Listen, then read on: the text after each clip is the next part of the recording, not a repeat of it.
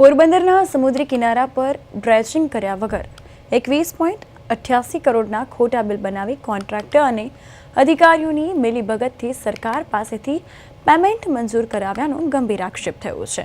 આ મામલે અરજદાર બાવનકાના બાદરશાહીએ સીબીઆઈ તપાસની માંગ સાથે મુખ્યમંત્રી સ્વાગત કાર્યક્રમ અને ગૃહમંત્રી હર્ષ સંઘવીને રજૂઆત કરી છે। બોટ એસોસિએશનના પ્રમુખે પણ ડ્રેનેજ ન થયું હોવાની કબૂલાત આપી હોવાનું જણાવાયું છે। ટૂંક સમયમાં સીબીઆઈ તપાસ શરૂ ન થાય તો કોર્ટનો રસ્તો અપનાવવાની ચીમકી પણ અપાઈ છે।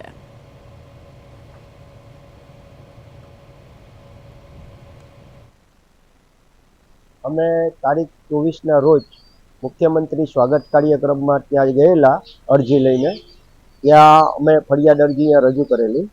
તે ફરિયાદ અરજી ત્યાં મુખ્યમંત્રી કાર્યાલયમાં સ્વીકારવામાં આવેલી। 60 નંબરનું અમારી ફરિયાદ હતી।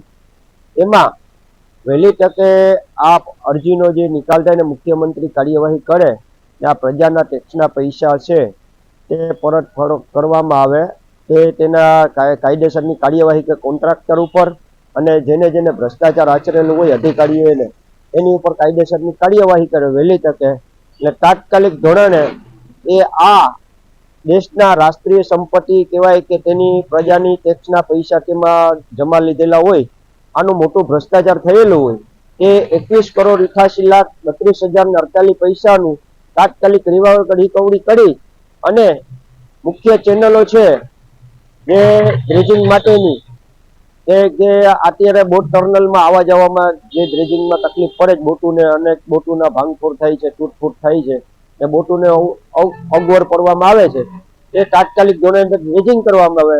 જે CRZ ના નિયમ પ્રમાણે પહેલા ગુજરાત મેરીટાઈમ બોર્ડ કરતા કે તે ડ્રેજિંગનો મલબો 5 નોટિકલ માઇલ બારોબાર ઠાલવવામાં આવતો હતો તે રીતનું ઠાલવવામાં આવે અને આ તાત્કાલિક ધોરણે આનું ડ્રેજિંગ કરવામાં આવે જેથી કરીને મચ્છીમારની જે તકલીફ છે એ દૂર થાય। આ ભ્રષ્ટાચાર થઈ ગયો તેના કારણે આ મચ્છીમાર ભોગવે છે। સમાચારમાં અત્યારે બસ આટલું। વધુ અપડેટ્સ માટે જોડાયેલા રહો પ્રદેશ 24 ગુજરાતી સાથે। નમસ્કાર।